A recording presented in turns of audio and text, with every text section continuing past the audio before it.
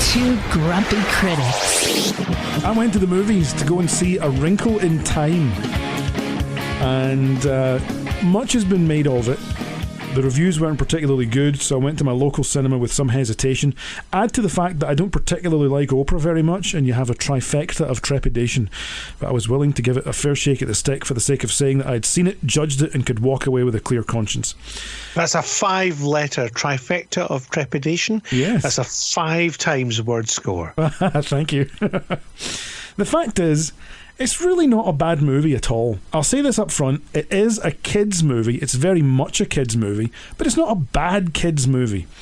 Don't expect any complex subplots or even any theatrical winks to the audience whenever someone cracks a knowing joke or makes a reference to something or someone that kids couldn't possibly get, or someone farts like in most kids' movies these days. I mean, the Disney cartoon series Phineas and Ferb once had an episode that alluded to, of all things, A Clockwork Orange. So, no, don't expect any of that. I'm serious, they had references to A Clockwork Orange in a kid's cartoon, and that was the point where I fell in love. Yes, I can see that actually. Yes, that works. That applies. The movie centres around Meg, a young girl, and her clumsily named brother, Charles Wallace, who is referred to in full for the entire movie. Seriously, you'd think you'd shorten the kid's name just a bit when you're in peril and you're needing to shout it out several times. CW would have been good, or Charlie, anything but the needlessly long Charles Wallace that they keep screaming whenever he goes missing. Oops, spoiler alert. But the kid's father has disappeared in mysterious circumstances, and they go on a dazzling adventure through a wonky universe to try and find him again. And that's essentially it. As I say, kids' movie. Simplistic. No idea if the original book was as simplistic as this, but Mrs. Spike read it as a kid and enjoyed it, and seems to have enjoyed the movie. Now, just in case you can't tell, I'm desperately stalling for time and padding out this review as much as I can, because there's really not a lot to be said about A Wrinkle in Time, other than that it's fine. That's all. It's fine, really. As with most movies these days, CGI is excellent. We've come a long way from the CGI at the early start of the century that was good, but not quite good enough to be convincing.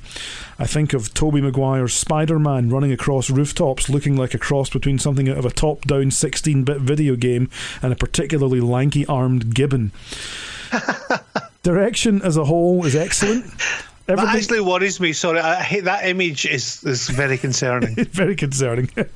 Everything is tied together well and flows nicely. Performances are, for the most part, great to excellent. Reese Witherspoon is relatably scatty.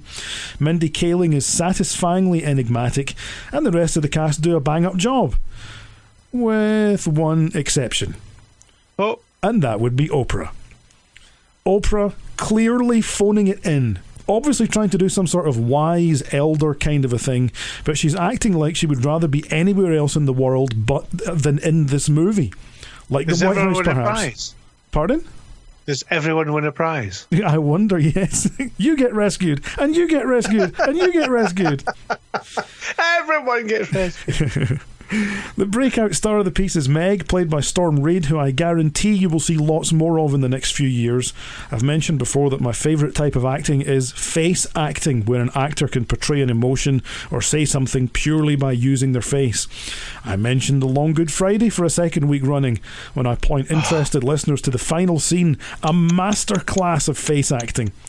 Storm Reid has got it. Face acting without looking like she's constipated, as lesser actors often do. She's worth the price of admission alone for people like me who notice things like that. It's a really, really good performance, albeit in a production the main audience of which probably won't notice. But that's alright. It's a kids' movie.